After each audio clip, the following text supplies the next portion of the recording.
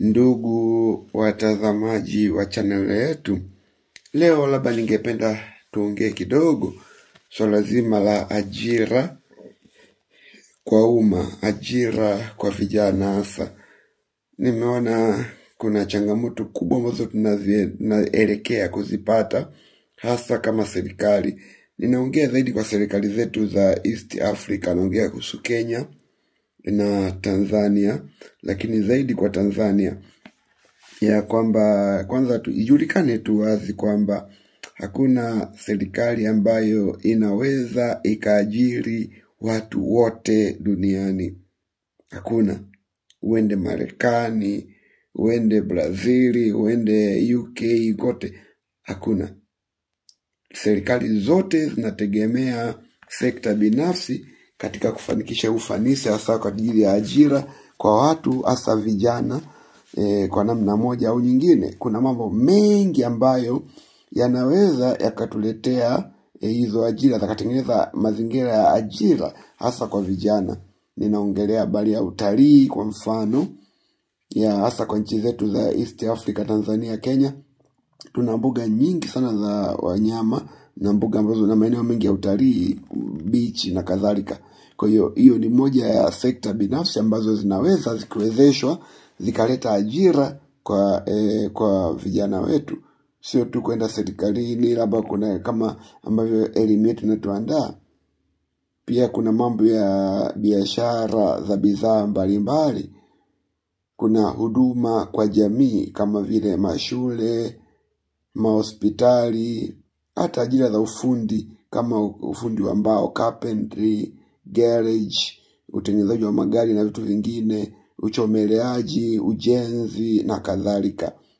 Kuna sekta nyingine muhimu kama ya usafirishaji ambao kuna madaladala, matatu kwa Kikenya, kuna mabasi na kadhalika ya safari ndefu. Kuna sanaa mbalimbali, wasanii mbalimbali ambao wanaweza kupata mkate wa kila siku kupitia sanaa na maonyesho, michezo na kadhalika. Pia kuna eneo la mahoteli kama kwenye utalii, pia hata mahoteli mbalimbali kwa namna mbalimbali yanaweza yakatengeneza fursa za ajira hasa kwa vijana. Kuna mambo ya viwanda mbalimbali, unaweza kutengeneza vikubwa kwa vidogo. Lakini pia hata miundombinu na nishati zinaweza zikaleta ajira kwa vijana. Kwa mfano, kuna baadhi ya barabara nimeenda katika nchi mbalimbali kama Brazili ambazo watu wanatengeneza, lakini zinaingiza pesa. Kwa nini? Anakuwa na mwekezaji mmoja ambaye anatengeneza barabara za kitaifa kubwa na inalipiwa road toll ambayo inaingiza pesa na inaweka wafanyakazi mbalimbali. Kwa hiyo ni sehemu pia muhimu kwa ajira ya umma ambayo sio lazima ya serikali, lakini inaweza kama mtu binafsi. Nishati ni kwa mfano, unakuwa na wawekezaji kwenye upande wa umeme, wanatengeneza stima na kugawa kwa watu mbalimbali. Sio tu lazima ya stima na vitu vingine, lakini kwenye nishati pia ambazo ni nguvu mbalimbali unaweza ukapata ajira katika hiyo. Lakini pia hata sekta ya starehe, baa mbalimbali na kumbi za sherehe zinaweza zikaleta pesa na ajira kwa vijana. Mambo ya urembo na muziki, wimbo na nini, wasanii mbalimbali kama tumeona kwenye sanaa. Pia kuna mambo ya uvuvi huko kwenye baharini na kadhalika, uogeleaji, na pia kuna wale ambao ni marine experts ambao wanavua hata wale octopus na wengine. Kwa ni sehemu ya ajira kwa vijana. Tusisahau kiini cha mgongo cha nchi zetu kama kilimo na ufugaji. Pia unaweza kujiingiza katika hiyo. Kama nimeenda katika miji mbalimbali katika Kenya, kuna huko Mwea wanalima mpunga kwa wingi, wanapata mchele. Na Tanzania pia vijana wengi wanaomoka, wanapata urajili kwa ajili ya kilimo na ufugaji, wanafuga mbuzi, wanafuga nini. Kwa hiyo wanaweza kujikimu maisha yao. Tunaongelea pia swala la madini mbalimbali katika nchi zetu, ingawa bado tunapigwa na mataifa ya nje pale ambako tunauza madini yetu kwa bei ndogo na kule nje wanapata faida kubwa zaidi. Napendekeza hapa tungefuata mfano wa nchi kama Niger ambako walikuwa wanatengeneza uranium, zilikuwa zinauzwa kwa bei ndogo sana katika nchi yao, lakini Wafaransa wanachukua na kuuza kwa bei kubwa, mbali mara nyingi zaidi kuliko vile ambavyo wenyewe wanapata faida. Kwa hiyo hata madini pia ni sehemu muhimu. Tutaongelea baadaye kuhusu mambo ya hiyo madini ya huko Niger, Mali na Burkina Faso. Pia hata kwenye mambo ya gambling, kamari pia inaweza kaingizia vijana fedha, ingawa sio nzuri sana, inategemea na bahati. Kwa hiyo pia kuna mambo ya siasa ambapo vijana wengi wanaingia katika siasa na wanapata pesa vile vile, wanakuwa ni wabunge, wanakuwa ni wa MCA ukiwa nchi ya Kenya na kadhalika. Kuna mambo ya sheria mbalimbali, naona kuna vijana wengine wanafungua makampuni yao ya binafsi ya advocacy ambayo wanafanya kazi nzuri sana kwa ajili ya kuingizia pesa.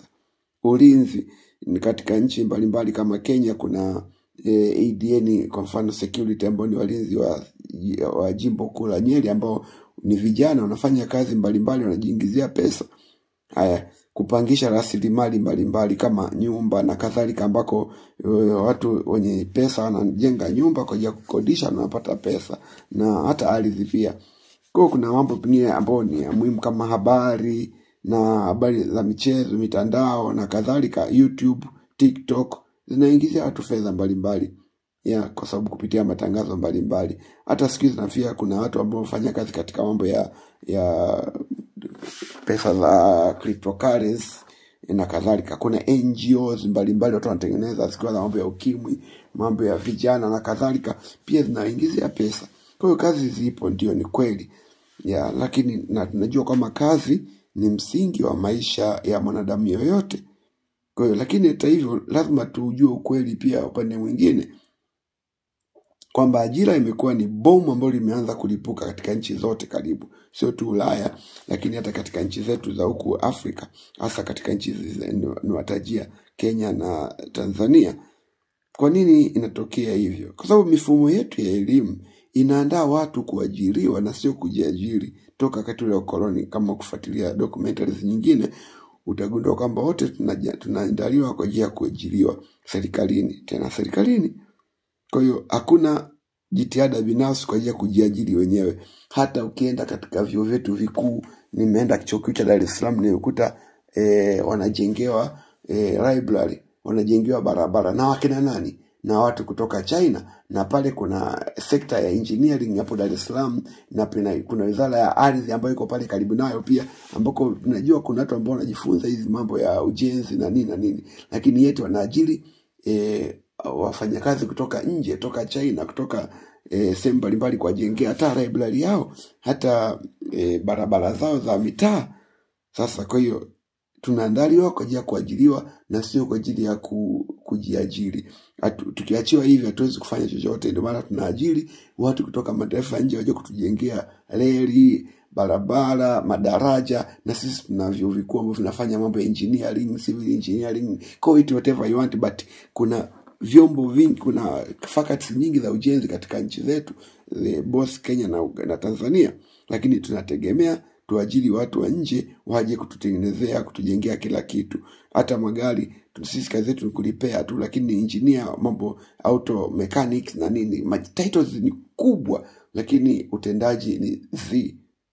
Kwa hiyo tubadili mfumo, badala ya kutegemea zaidi elimu kwa ajili ya kujiandaa kuajiriwa, tuwe tunajiandaa kwa ajili ya kujiajiri wenyewe. Ndio maana lazima tufufue vyuo vyetu ya ufundi. Ya Kenya najua mna vyuo vya ufundi ambavyo ni vizuri sana, na Tanzania kuna VETA ambao wengi wanapiga vita wakitoka chuo kikuu kwenda VETA, lakini ni muhimu kurudi huko sababu chuo chako kikuu kikusaidia kitu ni theory zaidi kuliko practicals. Kwa hiyo lazima kujiandaa kujifunza namna kuingia katika soko la kujiajiri sisi wenyewe. Vyuo vinatengeneza PhDs, masters, degrees, diploma, certificates, na wote wanataka ajira. Hata wengine hawana vyeti lakini wanataka hata kazi kwa ajili hata kufagia maofisi na kadhalika, lakini hawezi kuwa na idea alternative ya kwamba ni lazima tukatafute kazi. Kwa hiyo naongea na nyinyi wote, hasa vijana wangu ambao ni lazima ifike kipindi tujue kutafuta kazi wenyewe, kujiajiri wenyewe. Lakini pia matokeo yake unakuta kuna walimu wenye diploma, PhDs, masters lakini hawana kazi. Leo takwimu zinaonyesha kwamba asilimia kubwa ya waliokuwa hawana kazi ni wasomi. ni wengine nakutana nao kwenye barber shops hizo, unakuta ni kinyozi lakini ni mwalimu na ana masters ya math, lakini yuko ananyoa nywele watu. Kwa hiyo walimu na wengine wote lazima kutafuta. Tanzania tayari kuna chama cha non-employed teachers organization ambayo ukweli ni kwamba shida zinawaunganisha watu wenye mahitaji. Nilikuwa nasikiliza habari ya askofu mmoja Tanzania anaitwa Benson Bagonza wa KKKT Dayosisi ya Karagwe, ameongelea hili swala, mtafute kwenye YouTube mtaona. Kwa hiyo shida ni nini? Hebu tuangalie ni nini. Utagundua kwamba shida ni serikali zetu sisi wenyewe. Kwanza zina frustrate sekta binafsi kama hakuna nyingine. Kama atubadili mind setup ya viongozi wetu na tunaofikiria, hatuwezi kwenda mbali. Serikali inaharibu mifumo ya watu kujiajiri kwa sababu ya kufrustrate sekta binafsi. Haiweki mazingira bora kwa ajili ya ajira kwa vijana, kwa watu wengine kawaida. Mnaambiwa kijana umemaliza chuo, una ujuzi fulani, lakini unaulizwa kwanza uko na experience ya muda gani? Experience nimepata nikiwa nasoma. Si lazima nifanye kazi nijue. Kwa hiyo ni lazima kuweka mazingira bora ya ajira kwa vijana. Ya mtu na pia hiyo inahusika pia na namna ya kuwaruhusu watu waweze kujiajiri wenyewe. Kwa mfano kijana anafungua kibanda cha kubrush viatu. Hajamaliza siku 2 tu pale imekuja ameajiri labda na watu wawili wa kusaidia. Serikali imekuja na kamata kodi, sijui kodi ya bima kwanza kwa NCF kwa ajili ya wafanyakazi. Bado nataka kuona kwamba kuna inaitwaje yuko na lesson ya biashara, yuko na mambo mengi ambayo wakati mwingine si wote anaweza. Huyu mama anajua tu kupika chakula, amefungua duka lake la chakula, wewe unafuata kwenda kumwomba eti NSSF. Unaletea polisi, unaletea mgambo wa jiji ambao Dar es Salaam hapo, hata Nairobi pia wapo. Kwa sekta binafsi ni lazima iwezeshwe. Lazima iwezeshwe. Bila hivyo mambo yatakuwa ni magumu. Mtu akiweza kuajiri watu hata 5, watu 10, hata watu 10, apewe unafuu. Unaona katika sekta ya elimu, kwa nchi kama ya Kenya, ukifungua shule tu ukaajiri walimu, kwanza watakuja kabla hujafungua shule yenyewe, kwanza hujaanza kujenga, watakuja watu wa mazingira wanaitwa MEMA, kitu kama hicho. Watakuja watu wa KRA, Tanzania inaitwa TRA, hao ni watu wa mambo ya revenue, watakudai. Bado watakuja maafisa wa elimu mbalimbali, wanakuja kutembelea kila baada ya wiki, na wakija wanataka uwape bahasha. Sio kwamba uwape ile ambayo kodi ambayo inatakikana, hapana, ni bahasha kwanza.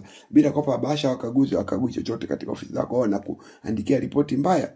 Bado watakuja watu wa KEBS, yani KEBS ni watu wa viwango, wanakuja kuangalia kwanza shule yako. Watakuja watu wa ardhi, watakunyanyasa pia. Mpaka unakuja kumaliza kufungua shule umelipa mamilioni ya fedha kwa watu, hata sio kwa serikali, kwa watu binafsi. Kwa hiyo hii sekta binafsi lazima ziwezeshwe. Kwa Tanzania pia hakuna tofauti. Watakupa kwanza, watakuja kuambia kwanza hiyo shule yako hiyo na madirisha ya aina fulani, milango ya aina fulani. Na ukienda kwenye shule za serikali haukuti hivyo vitu. Unakuta ndio ziko vile prekali. Anaenda katika shule nyingine kwa Malindi. Nimekuwa katika shule moja inaitwa, angalia kwenye YouTube, shule moja inaitwa Kaoyeni Primary School iko Magarini, sub constituency ya Malindi.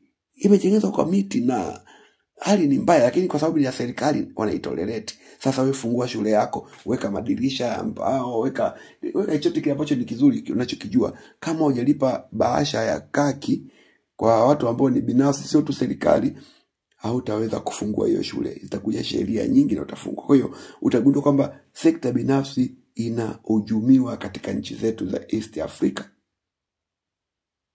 Nakumbuka siku moja tulikuwa na project tuko Malindi ya kufungua kisima. Kisima ni eneo ambalo ni kame, kunaitwa Adu, tarafa ya Marafa. Yes, tulikuwa tunafungua kisima kule. Wanategemea maji ya kisima kutoka katika system moja ya serikali inaitwa Kazandani, ambayo pia ilifeli. Watu walikuwa wapati maji. Ndoo moja ya maji ambayo ni ujazo wa lita 20 ilifikia tu ilikuwa inauzwa shilingi 50 za Kenya. Sasa tukatafuta marafiki zetu kutoka Brazil, wakaja kutupa sponsorship ya kuchimba kisima.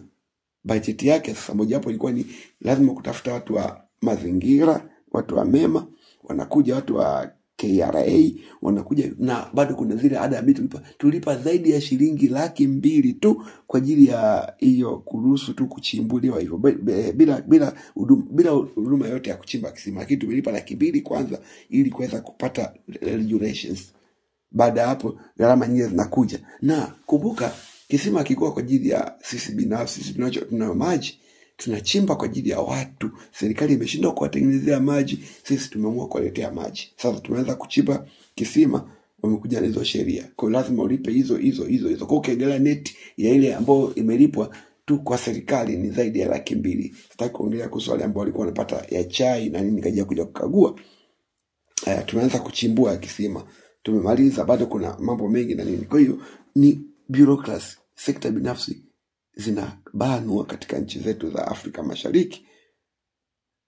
Kumbe hata ukitaka kufungua sasa hivi bakery, kwanza kuchoma mikate, utapata sheria nyingi ambazo hazitakuruhusu wewe kuendelea, na hivyo huwezi kuajiri watu. Kwa hiyo ni lazima kufungua akili katika hiyo tukitaka kutreat shida ya ajira. Na kumbuka katika nchi nyingine kama Brazil, kama Angola, pia hata Angola wametushinda.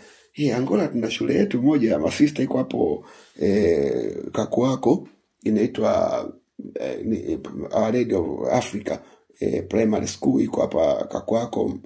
Nimefanya kazi hapo miaka 3. Masista wamefungua shule kubwa bila bughudha yoyote, wala kuna vitu vinavyoitwa mema na nini. Wamefunguliwa, wamenunua eneo, wameanza kujenga shule na imekubalika, imeendelea, wamekuwa facilitated. Na sio hivyo tu, hata baadaye kuna hawa masista wengine ambao ni professionals, ni walimu, walikuwa wanafundisha shule za serikali wakilipwa mshahara na serikali. Tena walikuwa na vyeo vikubwa kama ma ministers. Sasa walipofungua shule yao, wanakuja kuomba ruhusa ili wahamishwe kutoka katika shule ya serikali public school kwenda kufundisha katika shule zao za kanisa. Na serikali na facilitate inaruhusu waendelee kufundisha katika shule zao binafsi, na ni serikali inawalipa pesa yote wao walimu wao, yani mshahara. Kwa sababu anafundisha, anaeducate taifa la Angola, anaeducate taifa la Brazil. Kwa hiyo wanakuwa facilitated ili waweze kufanya kazi endelee. Ingekuwa katika nchi yetu ya Tanzania na Kenya, bila shaka mngefukuzwa kwanza, mngegombana na walimu kwanza, kwa sababu ni kama rival. Lakini sio rival, ni washikadau wa serikali, wanasaidia serikali katika kupromote mazingira mazuri ya uwekezaji, na hivyo kutoa ajira. Let's say shule ni kubwa, inaajiri walimu haba 15, inakuwa na walinzi 3, inakuwa na wapishi 7, na wengine ndani wafanyakazi wengine na madereva wa magari. Hiyo tayari imetoa nafasi, fursa kwa serikali, ajira kwa watu.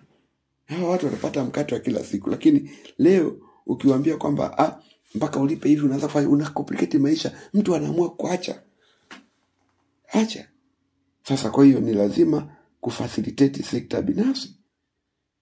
Kuna masista wengine wa pale Roho Mtakatifu wamefungua zahanati yao hapo Kifangondo hapo Angola. Wale walikuwa wanafanya kazi katika serikali, katika hospitali za serikali, ambao ni masista, wanaruhusiwa kuja katika hizo hospitali kuendelea kuwatibu watu wa Angola bila na huku serikali kaendelea kuwalipa mishahara yao kama wanatoa huduma kwa watu. Je, inafanyika hivyo katika nchi zetu? Hapana. Tunakuwa ni rivals wa sekta binafsi. Tunajaribu kuzikandamiza na kuziua, hatuzisapoti, tunazikataza, tunaziua, na kumbe tunasahau kama tunajiua wenyewe, kwa sababu sekta binafsi ni lazima zisaidie kusupport, ziende benefit na private na public sectors ili kuleta maendeleo ya nchi.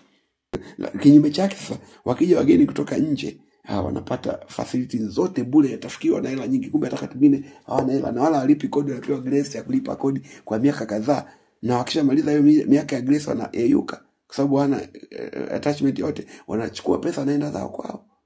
Sisi tumekaa kuwabania waraia wetu.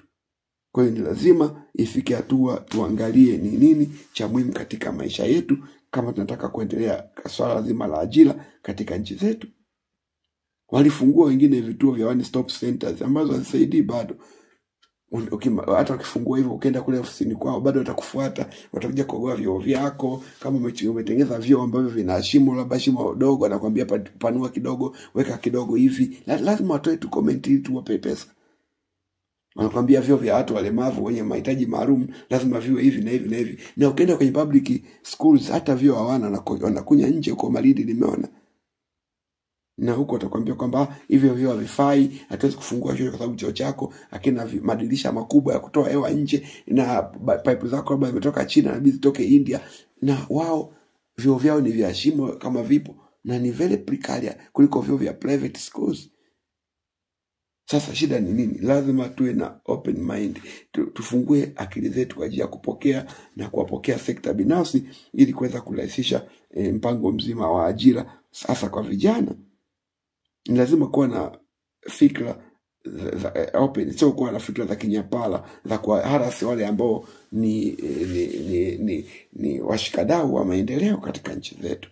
Basi kuna mambo mengi ya kuongea katika hiyo, lakini kama una changamoto nyingine yote, kama ni mwalimu nasikiliza na kuangalia hii channel, tafadhali changia pia unaonaje swala hizi mambo tumeliongelea. Asanteni mpaka wakati mwingine. Usisahau kusubscribe na kushare. Washare kwa wale ambao wana mamlaka waweze kufikiria pia kwa namna nyingine. Asanteni mpaka wakati mwingine. Heria 16M.